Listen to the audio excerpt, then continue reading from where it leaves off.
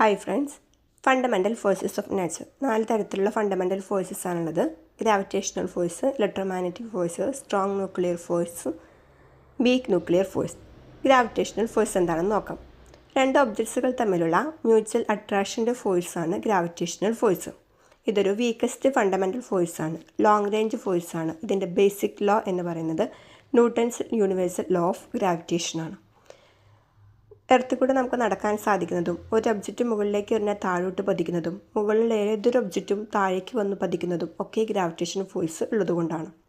Next one is electromagnetic force. ഒരു moving electric charge magnetic ഫീൽഡിൽ വയ്ക്കുമ്പോൾ എക്സ്പീരിയൻസ് ചെയ്യുന്ന ഫോഴ്സാണ് ഇലക്ട്രോമാഗ്നറ്റിക് ഫോഴ്സ്. ഇനി എന്താണ് ഇലക്ട്രോസ്റ്റാറ്റിക് ഫോഴ്സ്? ഇലക്ട്രോമാഗ്നറ്റിക് ഫോഴ്സ് എന്താണെന്ന് മനസ്സിലാകാൻ വേണ്ടി മാത്രമാണ് ഇവിടെ ഇലക്ട്രോസ്റ്റാറ്റിക് ഫോഴ്സ് പറയുന്നത്. സ്റ്റാറ്റിക് മീൻസ് റെസ്റ്റിലിരിക്കുന്നത്. റെസ്റ്റിലുള്ള 2 ചാർജ്ഡ് പാർട്ടിക്കിൾസ് തമ്മിലുള്ള ഫോഴ്സാണ് ഇലക്ട്രോസ്റ്റാറ്റിക് ഫോഴ്സ്. ഇലക്ട്രോമാഗ്നറ്റിക് ഫോഴ്സ് എന്ന് വെച്ചാൽ എന്താണ്? ഒരു മൂവിങ് ഇലക്ട്രിക് ചാർജ് മാഗ്നറ്റിക് ഫീൽഡിൽ ഇരിക്കുമ്പോൾ എക്സ്പീരിയൻസ് ചെയ്യുന്ന ഫോഴ്സാണ്. ഇതിൻ്റെ ബേസിക് ലോ എന്ന് പറയുന്നത് കൂളോംസ് ലോ ആണ്. Third one is strong nuclear force. ഒരു ന്യൂക്ലിയസിനകത്തുള്ള പ്രോട്ടോണും ന്യൂട്രോണും തമ്മിലുള്ള ഫോഴ്സാണ് സ്ട്രോങ് ന്യൂക്ലിയർ ഫോഴ്സ്. ഇത് സ്ട്രോങ്ങസ്റ്റ് ഫണ്ടമെൻ്റൽ ഫോഴ്സാണ്. ഷോർട്ട് റേഞ്ച് ഫോഴ്സാണ്. ചാർജ് ഇൻഡിപെൻഡൻ്റ് ആണ്.